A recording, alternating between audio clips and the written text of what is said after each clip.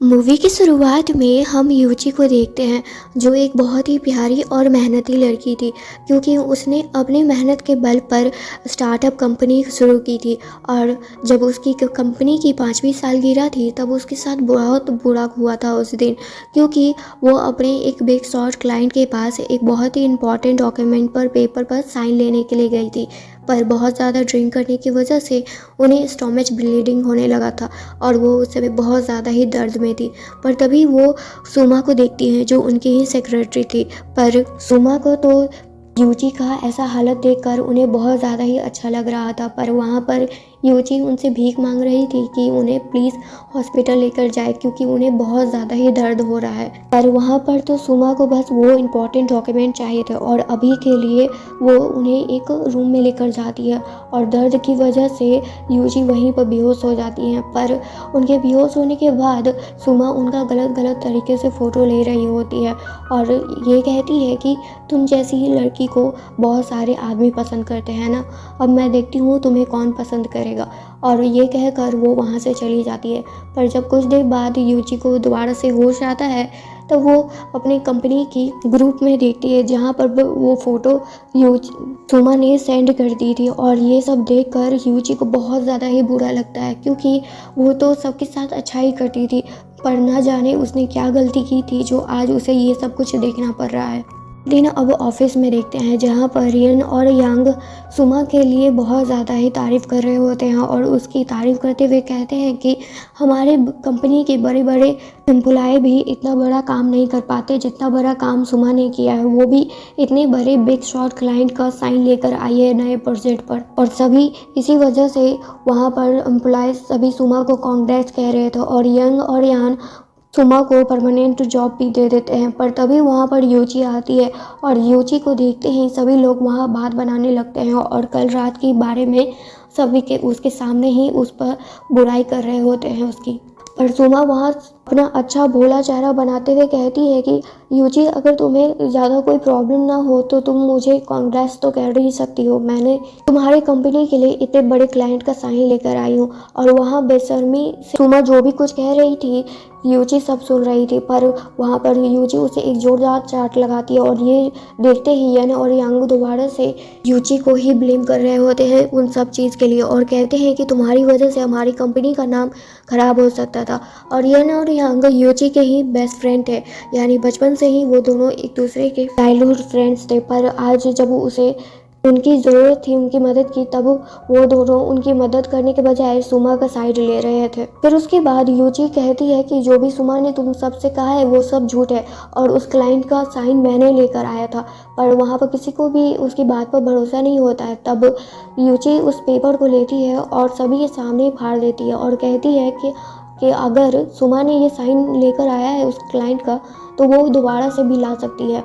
और ये कहकर वो वहाँ से चली जाती है और यूची वहाँ पर अपने पास्ट को याद करके बहुत ज़्यादा ही सैड थी जब यन और यांग यूची का बहुत अच्छा ख्याल रखा करते थे। पर अब यूची ठान ली थी कि वो इन सब से बदला लेकर रहेगी। फिर उसके बाद यूची अपनी कंपनी का पेपर लेकर अपने राइवल के पास जाती है और अपनी कंपनी को बेच देती है और कहती है कि ये काम 30 दिनों के अंदर हो जाना चाहिए। पर उनके राइवल ये बात समझ नहीं पा रहे थे कि आखिर यूची ने ऐसा फैसला क्यों लिया है।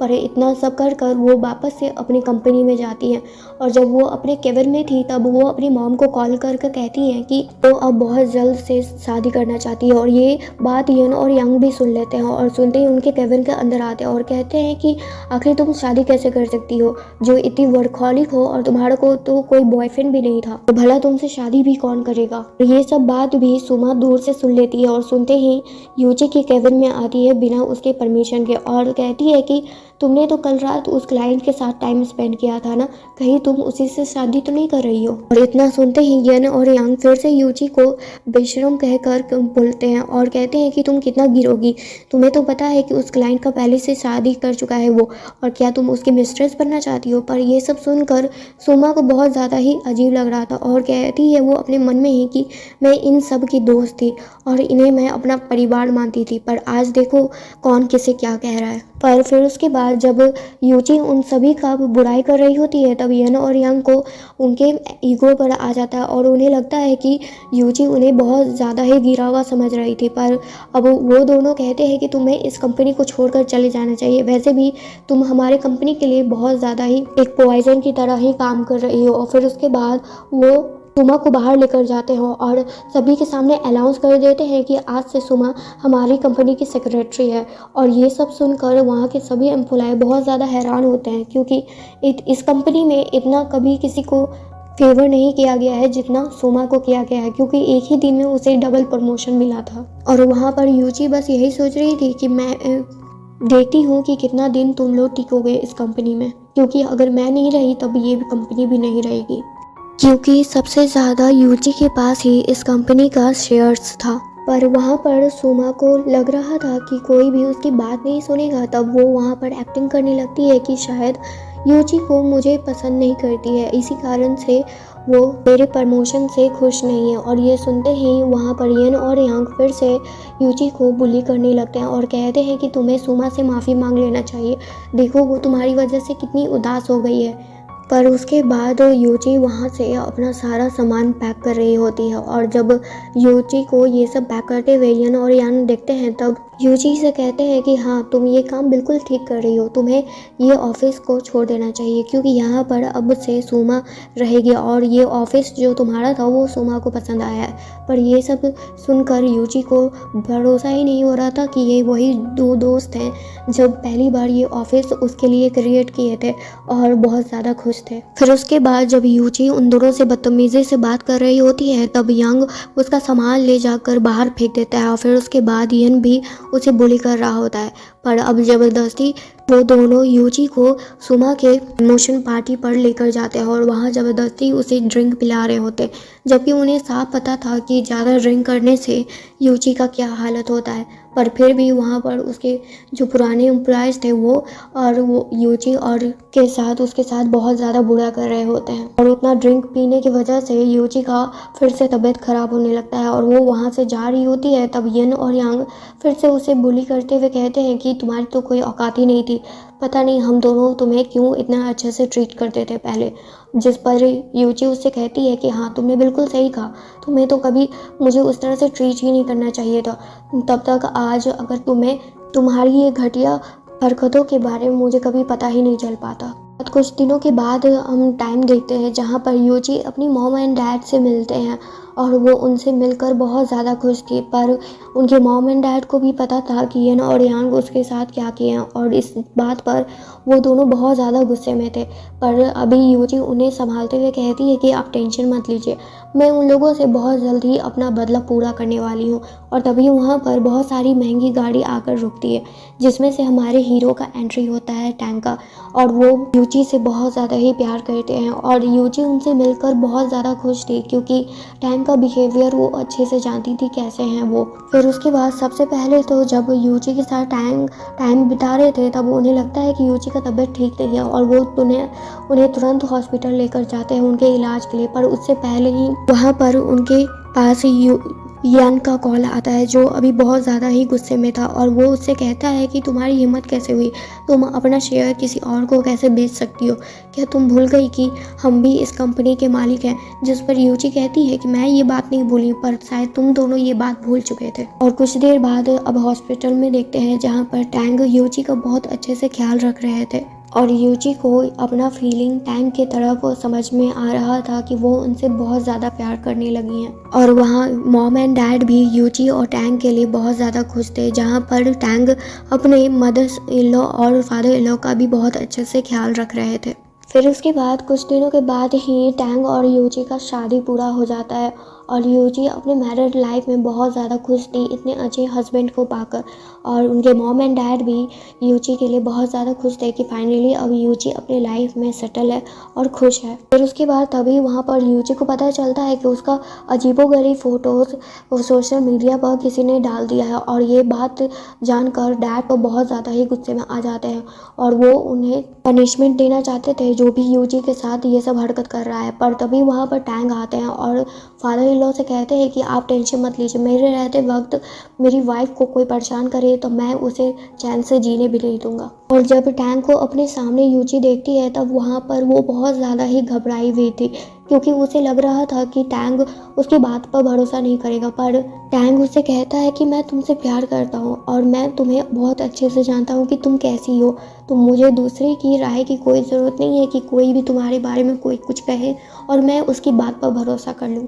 मैं तुमसे प्यार करता हूँ और तुमसे ही भरोसा है मेरा। फिर उसके बाद बैंक के सेक्रेटरी बताते हैं कि ये जो सारा फ़ोटो जो सोशल मीडिया पर डाला गया है वो भी सुमा का काम है। और तभी वहाँ पर यन और यांग भी आते हैं और उन दोनों को पता चल गया था कि यूची एक बहुत ही बड़े ख़ानदान की बेटी है। पर ये बात जानकर वो दोनों आते हैं यूची से माफ़ी मांगने के लिए और अपने घुटने पर बैठकर यूची से माफ़ी मांग रहे थे। पर अब इसका कोई फ़ायदा नहीं था, क्योंकि यूची अब उन्हें कभी भी माफ़ नहीं करने वाली थी। पर वहाँ पर यन और यान कहते हैं कि उनकी कोई भी गलती नहीं है, उन्होंने जो भी दिखाया गया वो उस पर भरोसा करते गए। पर वहाँ ये बात यन और यांग को जल्द ही पता चल जाती है कि जो भी वो बड़े क्लाइंट का उस बड़े प्रोजेक्ट पर जो सिग्नेचर लाया गया था वो भी कोई और नहीं बल्कि यूची ही लाई थी, ना कि सुमा। और ये बात जानकर यन और यांग को और ज़्यादा रिग्रेट हो रहा था। फिर उसके बाद यूची रोते वक्त कहती है कि तुम्हें पता भी है तुमने मुझे कितना तकलीफ़ दिया है, तुमने बस एक गलत लड़की पर भरोसा करके अपनी बचपन की दोस्त पर भरोसा ना करने का तय किया था और आज देखो क्या हो गया। ना तुम्हारी और मेरी तुम्हारी दोस्ती रही और ना मैं तुम दोनों को कभी माफ़ कर सकती हूँ। फिर उसके बाद यूची वो सब कुछ प्रूफ दिखाती है जो भी सुमा ने कंपनी के नुकसान पहुंचाने के लिए किया था। और जब यूची अपनी कंपनी के शेयर के बारे में बताती है तब जिस पर यांग फिर से अपनी हरकतों पर आते हैं और कहते हैं कि अगर तुम्हें कंपनी में नहीं रहना तो मत रहो, पर जो तुम्हारी शेयर है उसे हम दोनों को बांट दो, तुमने हमारी राइवल कंपनी को क्यों वो शेयर बेच दिया। जो बात सुनकर यूची को हंसी आ रहा था कि अभी भी इन्हें अपनी गलतियों पर ज़रा सा भी पछतावा नहीं है, यहाँ झूठ मूठ का बस माफ़ी मांगने आए हैं ये दोनों। फिर उसके बाद यन और यांग एक दूसरे से ही लड़ने लगते हैं और कहते हैं कि तुम्हारी वजह से हमारी दोस्त यूची हमसे दूर चली गई और तुमने सुमा पर भरोसा करके गलती की, और ये एक दूसरे पर ही इल्ज़ाम लगा रहे थे। फिर उसके बाद जब उनका मन नहीं भरता है तब टैंग पर भी हमला करने लगते हैं, पर टैंग उन दोनों से लड़ने अच्छे से उन दोनों की धुलाई करते हैं और कहते हैं कि मेरी वाइफ यूची से दूर रहो, तुम जैसे लोगों का साया भी मैं अपनी वाइफ पर पड़ने नहीं दे सकता हूँ। फिर उसके बाद यूची के मॉम एंड डैड वहाँ पर नीचे आते हैं और कहते हैं कि अब से ही अगर इन दोनों का तमाशा ख़त्म हो गया है तब तुम दोनों यहाँ से निकलो, मुझे अपनी डॉटर को एक बहुत बेस्ट गिफ्ट देना है। और वो बेस्ट गिफ्ट ये था कि वो अपनी कंपनी की चेयर वुमेन यूची को बनाना चाहते थे। और ये सुनकर यूची बहुत ज़्यादा ही हैरान होती है क्योंकि वो पोस्ट बहुत बड़ा था। और ये सुनते ही यन और यांग फिर से यूची से माफ़ी मांगने लगते हैं और कहते हैं कि वो सब कुछ एक मिसअंडरस्टैंडिंग था और वो उन्हें माफ़ कर दे। पर यन और यांग को अब यूची का कोई माफ़ी नहीं मिलने वाला था। फिर उसके बाद तभी वहाँ पर सुमा आती है और सुमा यूची से माफ़ी मांगने लगती है जो भी उसने गलती की थी उसके लिए। पर वहाँ पर सुमा को देखकर यन और यांग फिर से गुस्सा कर रहे होते हैं। पर अब टैंग ये चाहता था कि सुमा अपना असली चेहरा सभी को दिखाए और उसने आखिर ऐसा क्यों किया यूची के साथ वो सबको बताए। फिर उसके बाद सुमा बताती है कि जब वो कंपनी ज्वाइन करने वाली थी उससे पहले से ही उसका प्लान ये था कि वो कंपनी में एंटर करते ही यूची का जो भी कुछ है वो उससे छीन ले, क्योंकि वो यूची को बिल्कुल भी पसंद नहीं करती थी, क्योंकि यूची हर चीज़ में अच्छी थी और उसके इतने प्यारे दोस्त भी थे जो उन पर जान देने के लिए तैयार थे, यन और यान। और ये सब देखकर उसे बहुत ज़्यादा ही जेलस फील होता था, इसीलिए उसने यूची से वो सब कुछ छीन लिया और यन और यांग को यूची के लिए भड़का दिया था ताकि वो दोनों यूची से नफरत करने लगे। और ये सब सुनकर यूची बस सुमा से एक ही सवाल करती है कि आखिर उसकी गलती क्या थी, उसने कभी भी उसका कुछ बुरा नहीं चाहा था। पर अब इसके बाद यूची सुमा को कभी भी माफ़ नहीं करने वाली थी। पर सुमा अपने घुटनों पर बैठकर यूची से माफ़ी मांग रही थी, पर अब यूची इन लोगों का चेहरा भी नहीं देखना चाहती थी, तो इसीलिए टैंग इन तीनों को निकाल देते उस घर से बाहर। और जो कंपनी में यन और यांग काम कर रहे थे और जिसमें उनका भी हिस्सा था वो काम भी और वो नाम भी उनसे छीन चुका था। और अब यन और यांग और सुमा के पास कुछ भी नहीं था। और अब फाइनली ये सब कुछ तमाशा ख़त्म हो चुका था यूची की लाइफ में। और आज फाइनली कुछ समय के बाद यूची और टैंग का मैरिज सेरेमनी होता है, जिसमें यूची बहुत ज़्यादा खुश थी अपने लाइफ में और अपने जीवन साथी को पाकर। और ये कहानी यहीं पर एंड हो जाती है।